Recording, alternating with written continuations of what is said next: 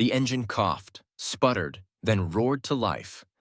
A satisfying rumble filled my small garage, the scent of gasoline and oil thick in the air. My baby, a '67 Mustang Fastback, was finally purring like a kitten again. I wiped my greasy hands on a rag, admiring her lines. A true classic. None of that new money, soulless supercar crap for me. Give me raw power, a little elbow grease, and the satisfaction of knowing I built it myself. "Sounds like you got her fixed up good, Lucas," Old Man Hemlock shouted from over the fence, startling me. He was the definition of a salt-of-the-earth kind of guy, always tending to his prize-winning roses. "That thing's a beauty. You gonna take her out for a spin?" "Might just do that, Mr. Hemlock," I replied, grinning. "Stretch her legs a little." This was my life. Grease under my fingernails, the smell of exhaust, and friendly chats with the neighbor over the fence. A far cry from the life I could be living, if I chose to. The phone rang, jolting me out of my reverie. It was Bernstein, my financial advisor. Again, the man was relentless. "Lucas, we need to discuss the Sterling Ventures acquisition," he said, his voice tight with urgency. "It's a significant opportunity. We could double your investment in 6 months." I sighed, leaning against the Mustang. "Bernstein, I've told you I'm not interested. Just reinvest the profits. Surprise me." "But Lucas, this is substantial. We're talking about a considerable return." "Bernstein," I said, cutting him off. "Do I sound like I need the money? Just handle it. I trust you." I hung up, silencing his protests. Honestly, sometimes I forgot I was even rich. It's all just numbers on a screen anyway. It didn't change the fact that I still preferred wrenching on a classic car to attending some stuffy gala. Later that evening, Sarah, my childhood friend, dragged me to some party at a downtown loft. "Just get out of that garage for one night, Lucas," she'd pleaded. "You need to socialize." So here I was, surrounded by the city's elite, sipping lukewarm champagne and trying to avoid eye contact. That's when she walked in. Natalie Carter. She was stunning, no doubt about it. The kind of woman who turned heads wherever she went. But her eyes, they were constantly scanning the room, calculating, assessing. She moved with a practiced grace, gravitating towards the people who radiated power and wealth. She noticed me, leaning against a wall, looking thoroughly unimpressed. A flicker of curiosity crossed her face. She approached, her smile dazzling, but manufactured.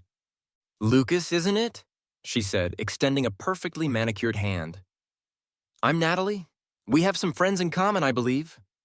"Yeah, I've heard of you," I replied, taking her hand. Her grip was firm, confident, almost predatory. I knew right then she was trouble. "So, what do you do?" I asked. "I'm in public relations," she said smoothly. "But really, I'm more of a people connector." "A people connector? Is that what they call it now?" "Yes, that is exactly what it's called. What is it that you asterisk do?" I couldn't help but smirk a little. Oh, Natalie, if only you knew. Natalie didn't waste any time. The next night, I found myself sitting across from her at Le Fleur, the most pretentious, overpriced restaurant in the city. Crystal chandeliers, starched linen, and waiters who looked down their noses at you if you didn't order the foie gras. Not my scene at all. Natalie was in her element, though. She rattled off the names of the chefs, the sommeliers, the important people she knew. She flaunted her designer dress, her expensive jewelry, her connections. I just sat there, observing, sipping my water. "So, Lucas," she said, leaning forward, her eyes sparkling, "what do you think? Impressed?" "It's a restaurant, Natalie," I replied evenly.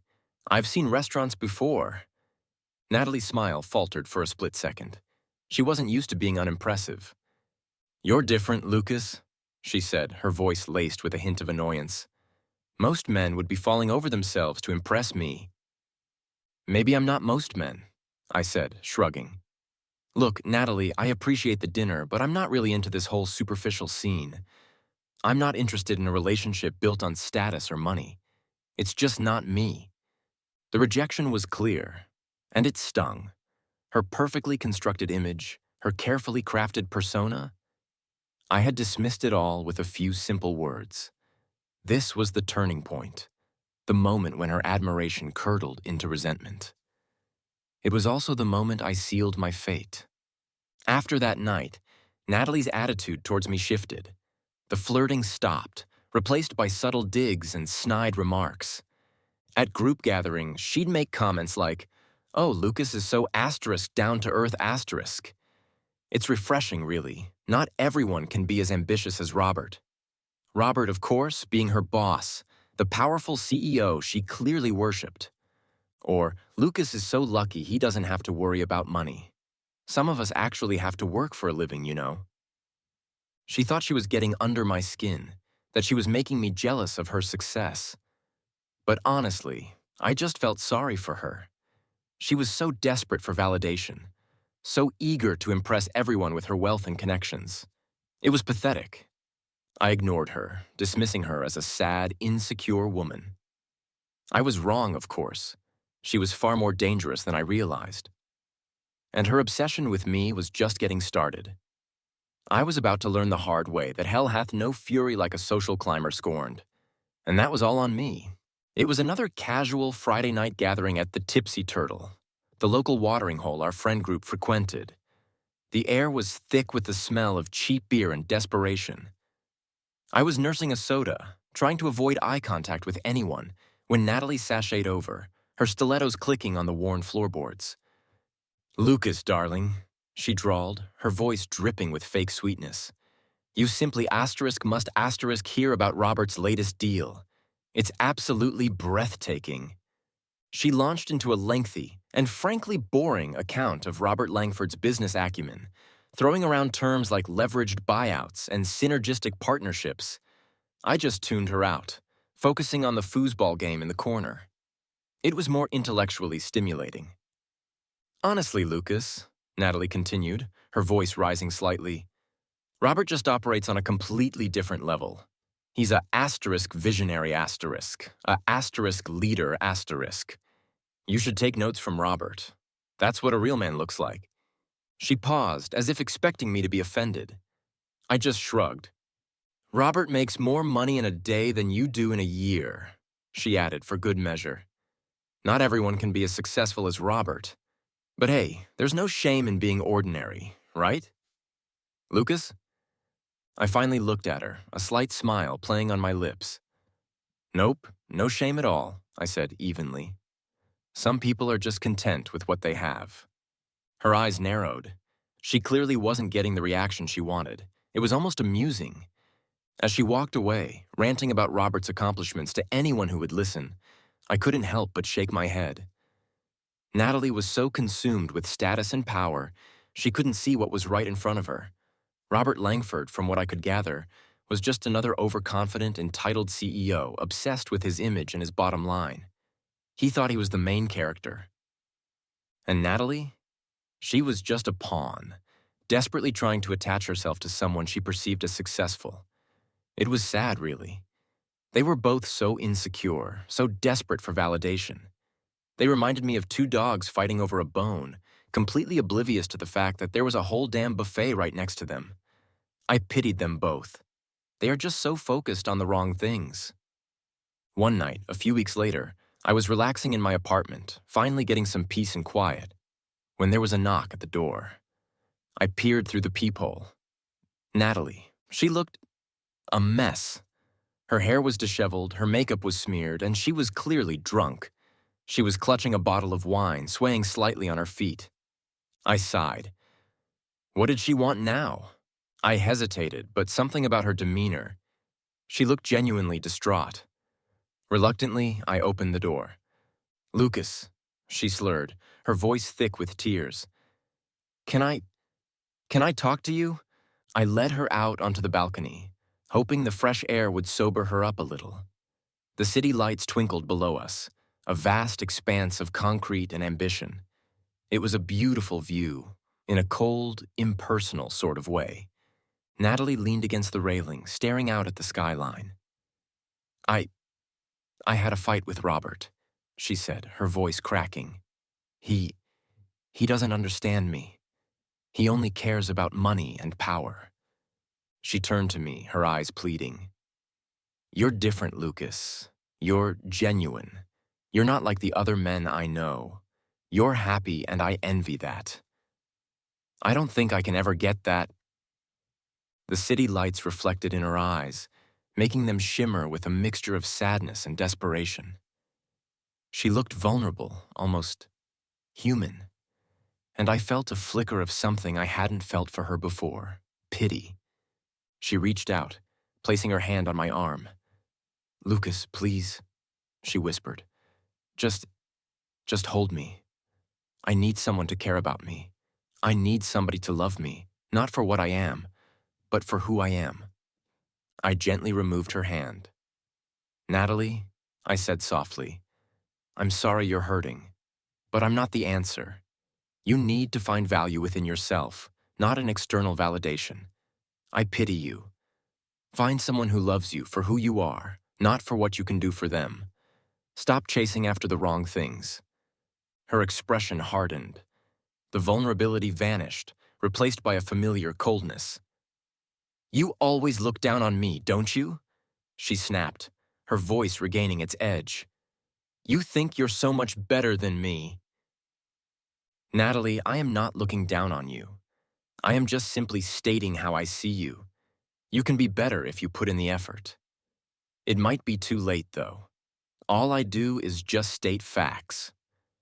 I knew I should have just left it there. I should have just ushered her out the door. But for some reason, I couldn't help myself. I wanted to believe, even for a moment, that she was capable of something more. It was a fatal mistake. And it was about to cost me everything. And that was my bad. My words seemed to trigger something in her. The pity I had briefly felt vanished, replaced by a sense of unease. Natalie's eyes narrowed, her face contorted with rage. She was like a pressure cooker about to explode. You think you're so much better than me, don't you? She spat, her voice dripping with venom. You think you can just look down on me, judge me, and walk away? Natalie, that's not what I'm trying to say. I started to explain, but she cut me off. Oh, shut up, Lucas. You're nothing but a smug, self-righteous... She lunged forward, grabbing my shoulders, her grip surprisingly strong. Before I could react, she shoved me with all her might. The world tilted. I stumbled backward, losing my balance. My arms flailed, grasping for something, anything to hold on to. But there was nothing there. I felt myself falling, the cold night air rushing past my face. The city lights blurred into streaks of dizzying color. A primal scream escaped my lips, a mixture of terror and disbelief. This was it. This was how it ended. A wave of regret washed over me. Regret for not seeing this coming, for not taking Natalie seriously, for letting her into my life in the first place. All this money, and it couldn't save me. The ground was rushing up to meet me, faster and faster. Impact, pain, a blinding flash of white light, then nothing, just darkness. And then, I gasped, sucking in a lungful of air. My eyes fluttered open. I was lying in my bed, the same morning. The same damn alarm clock flashing 6 a.m. What the hell? I sat up, my heart pounding in my chest. I was alive, but how? I looked around the room, everything exactly as it should be. But something was different. I could feel it. A chilling sense of déjà vu, a burning anger, and a cold, hard determination I had never felt before. It was like a reset button had been pushed. And this time, I wasn't going to play nice. I am going to have my revenge.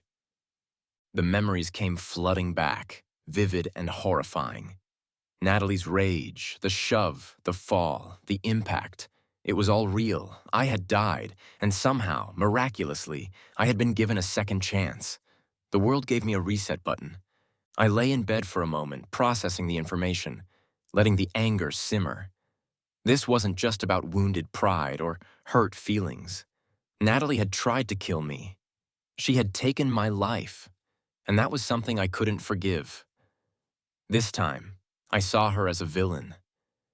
The pity I had felt for her vanished completely, replaced by a cold, calculating resolve. Natalie had made a mistake. She had underestimated me, and she was about to pay the price. As if on cue, there was a knock at the door. I knew who it was. I walked to the door, my movements deliberate, my face expressionless. I peered through the peephole. Natalie.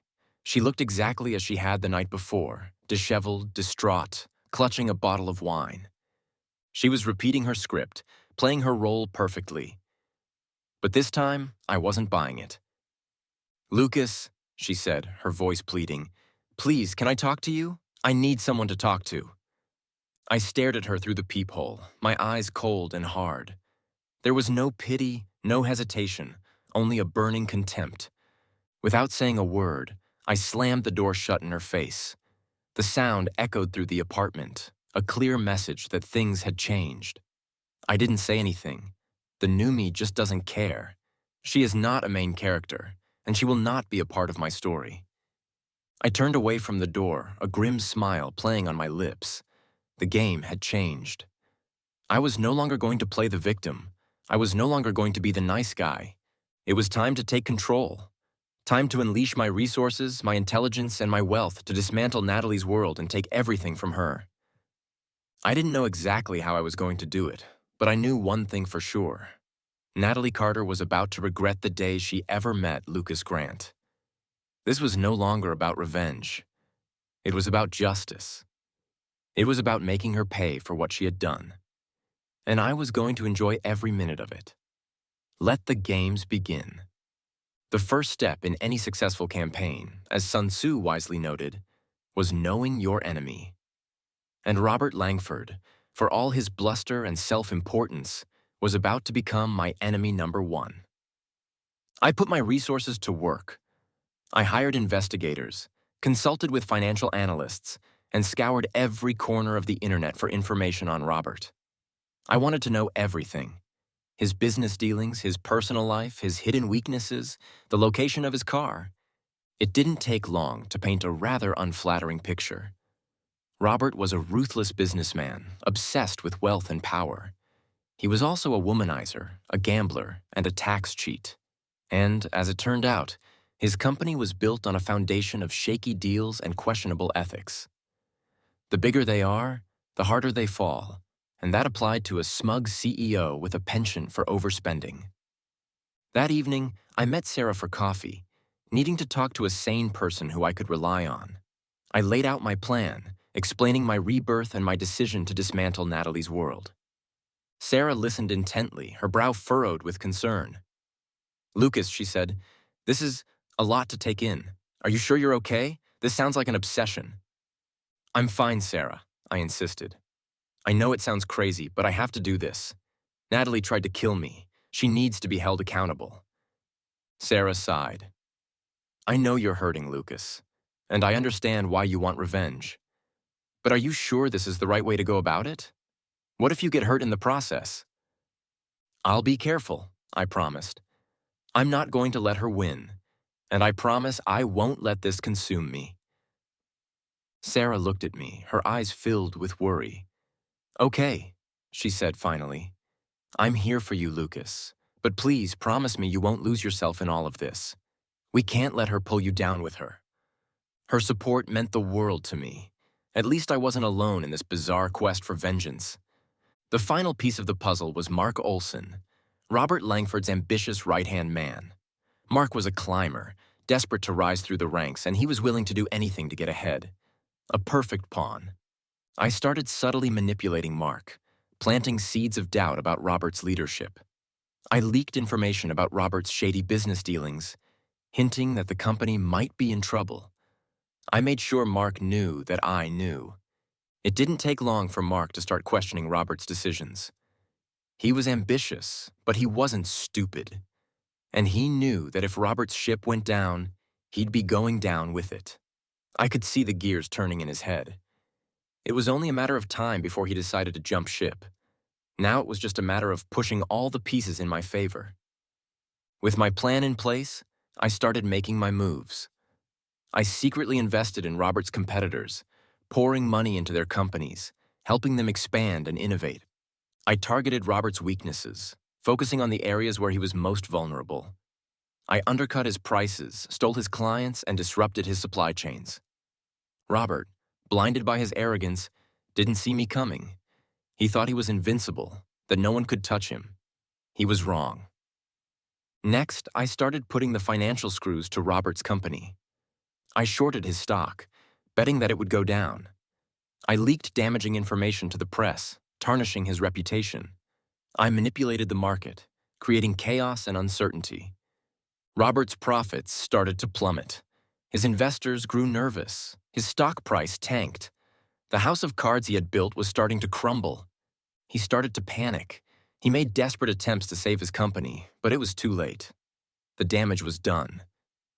He may have thought I was playing around, but I was serious, and he would soon find that out. Robert became increasingly erratic and desperate. He started making reckless decisions, firing key employees, cutting corners, and taking on risky investments.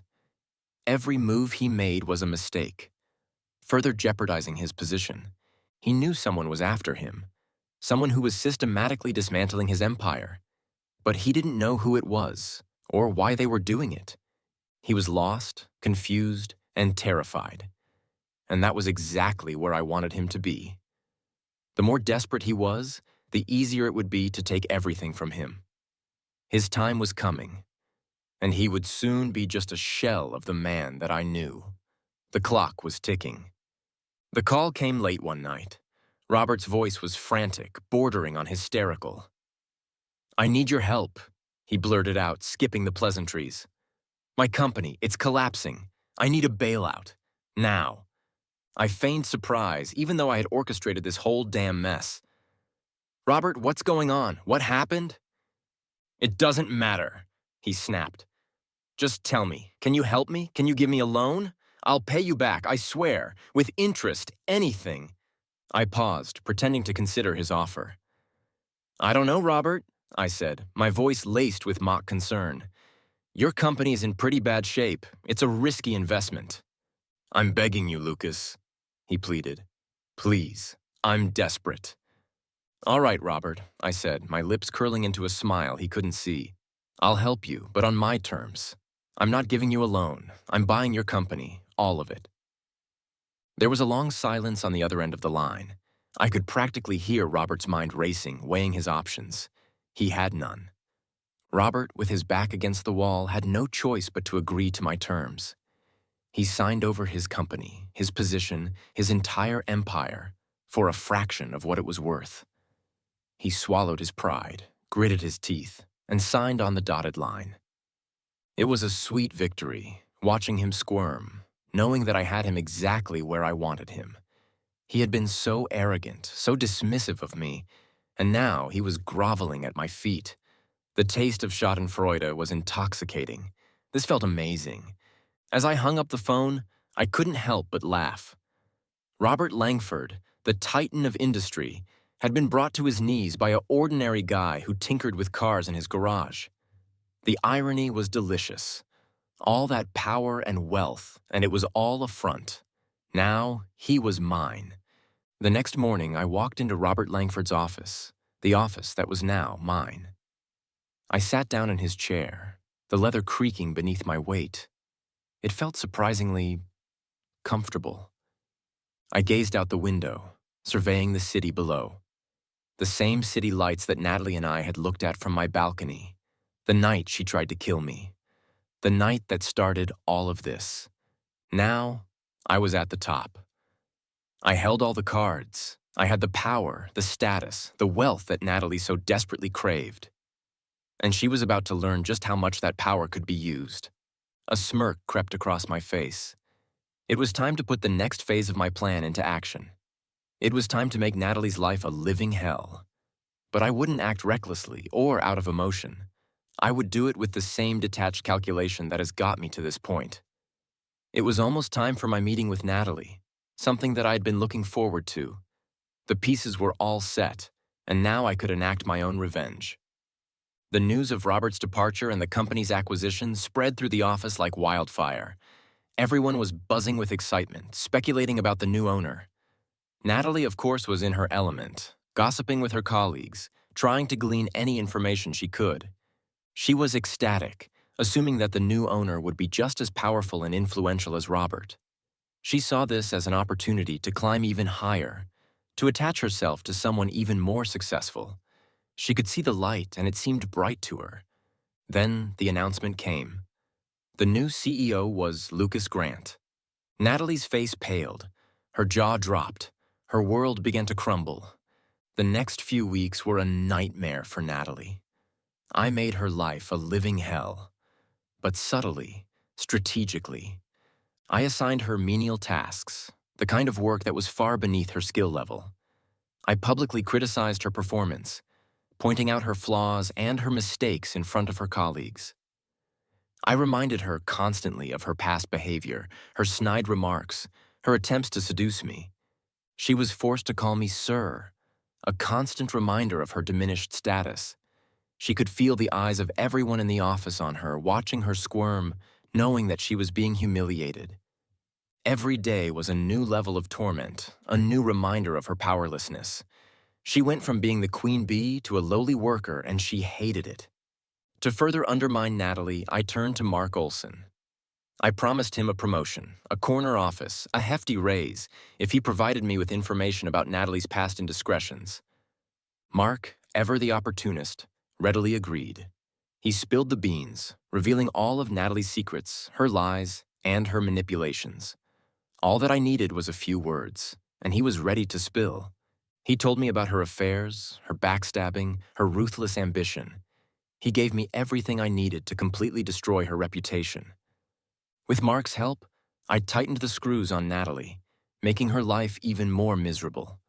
She was trapped, surrounded by enemies, with no way out. Her dreams of power and status were turning into a nightmare. Now she would learn what true power was and what it cost. She thought she knew the game, but I was about to show her how it was really played. All it took was a few sweet words and a broken soul. The grand ballroom of the Metropolitan Hotel was buzzing with energy. Tonight was the Langford Innovations annual gala, a who's who of the city's business elite. I, of course, was the guest of honor, or rather the executioner. I surveyed the room, a sea of expensive suits and glittering gowns. Robert, looking pale and nervous, was schmoozing with potential investors, desperately trying to salvage his dwindling reputation. Natalie, clinging to his arm like a barnacle, was doing her best to project an image of confidence, but I could see the fear in her eyes. She knew something was coming. She was about to find out that Robert had been lying to her and that he was a broken man. As Robert took the stage to give his keynote address, I gave the signal. The lights dimmed, and a video started playing on the giant screen behind him. It was a compilation of incriminating documents, leaked emails, and recorded phone calls, exposing Robert's corrupt business dealings. The crowd gasped. Robert's face turned ashen. He stammered, tried to deny the allegations, but the evidence was irrefutable. His carefully constructed image shattered before his eyes. He was done. "This is a lie," Robert yelled. "I have done nothing of the sort." He started to walk towards the projector, but I signaled security to step in. With Robert escorted off stage, I took the microphone, the crowd silent. "Good evening, everyone," I began, my voice calm and collected. "As you can see, Mr. Langford is not the visionary leader you thought he was. He is a fraud, a cheat, and a criminal." I paused, letting my words sink in. Then I turned my gaze towards Natalie, who was standing near the back of the room, her face a mask of horror. "And as for Miss Carter," I continued, my voice dripping with contempt, "I'm afraid her services are no longer required. She is fired, effective immediately. I would suggest that you find your own way home." I gestured towards security, and the guards walked towards Natalie. I dropped the microphone, turned, and walked out of the ballroom, leaving Natalie standing there alone and humiliated as she is escorted out. And I will take what is rightfully mine. The aftermath was swift and brutal. Robert's company collapsed, his reputation ruined, his career over. He was ostracized by the business community, shunned by his friends, and abandoned by his allies. All because he had stepped on me, someone more powerful than him. I can't let it stand. Natalie fared even worse. She was fired, disgraced, and publicly humiliated. Her carefully constructed world, built on status and power, had crumbled around her. She lost everything she valued, everything she had worked so hard to achieve. All because she had also stepped on me, someone more powerful than her. I cannot let it stand. She wandered the streets in a daze, her mind reeling, her heart broken. She had nowhere to go, no one to turn to. Her life was in ruins. She had a vision, and it was destroyed by me. A few days later, Natalie showed up at my office, unannounced and uninvited. She barged past my secretary and stormed into my office, her eyes blazing with anger. She stood in front of my desk, and I looked up at her. "How could you do this to me, Lucas?" she screamed, her voice hoarse with emotion. "How could you destroy everything I've worked for?" "You did this to yourself, Natalie," I said, my voice cold and unwavering. "You made your choices, and now you have to live with the consequences." "This isn't fair," she cried. "I didn't deserve this." "Fair?" I scoffed. I could see her face reddening. She knew that she was in the wrong and had played her hand wrong. There was little that she could do. Natalie broke down, tears streaming down her face. She sank to her knees, begging me to stop, to forgive her, to give her another chance. "Please, Lucas," she sobbed, her voice filled with desperation. "I was wrong about you. I see it now. You're not just some ordinary guy. You're amazing. Please give me another chance. I'll do anything." She offered me everything, her loyalty, her devotion, her body. She promised to be the person I wanted her to be. I looked down at her, my expression unreadable. For a moment, I felt a flicker of pity. But then, I remembered the night on the balcony, the fall, the pain, the darkness, and the pity vanished, replaced by a cold, hard resolve. There is nothing she could do. I do not care about her as a person, and frankly, have lost all respect for her. "You may get up," I said. "I would like to see you leave." It was over. Natalie continued to sob at my feet, her pleas growing more desperate, more pathetic. She offered me everything she had, everything she was, in exchange for a second chance. But her words were empty, hollow, meaningless. I looked down at her, my face devoid of emotion. I felt nothing for her, no pity, no sympathy, no remorse. She had made her choices, and now she had to face the consequences. "Get up, Natalie," I said, my voice cold and unwavering. She looked up at me, her eyes filled with confusion. "What?" she stammered. "Get up," I repeated, my voice hardening. "I don't deal with people who push me off balconies." The words hung in the air, heavy and final. The truth had been spoken. There was no going back. I wanted her to understand the game that she had played and the consequences of it. She now knew how it all worked. I continued, my voice devoid of emotion. "You need to learn to find value within yourself, not in external validation. You need to stop chasing power and status and start focusing on becoming a better person." "I pity you, Natalie," I said, my voice dripping with disdain. "You're a desperate, vindictive person who is so consumed with superficiality and status that it's consumed who you are. Frankly, I do not care for you, nor do I respect you in any way." I paused, letting my words sink in. "Now," I said, my voice turning hard, "get out of my office." I motioned to my secretary, who had been hovering nervously in the doorway. She rushed forward, helping Natalie to her feet and escorting her out of the room. The tears that she had were meaningless to me, a performance that I was done listening to. The game was over. As Natalie was led out of my office, I turned away, my back to her, my gaze fixed on the city skyline. The lights twinkled below, a symbol of my success, my power, my control. The whole thing was starting to feel pointless, but the victory felt hollow, empty. The revenge I had sought had brought me no satisfaction, no joy, no peace. All it had done was confirm what I already knew. that Natalie was a shallow, pathetic woman who was not worthy of my time or my energy. I could not let it consume me. I had won. But at what cost? Had I become the very thing I hated? Had I allowed Natalie to define me, to consume me? There was only one thing that I could do, and that was move on. I watched from my office window as Natalie was escorted out of the building, a broken and defeated woman. She was a pariah, shunned by everyone, left with nothing but her own misery. I felt a twinge of something, a flicker of guilt, perhaps. But it quickly passed. She had made her choices, and now she had to live with them. The office was in a state of chaos, everyone buzzing about the events of the past few weeks. But I paid them no mind. I had more important things to focus on. It was time to focus on what was coming next. I decided to donate a significant amount of money to causes that both Robert and Natalie would hate: environmental protection, social justice, and, ironically, programs to help women overcome their insecurities and find value within themselves. It was a small gesture, but it felt good. It was a way of reclaiming my own humanity, of proving to myself that I was not a monster, that I was capable of compassion, even for those who had wronged me.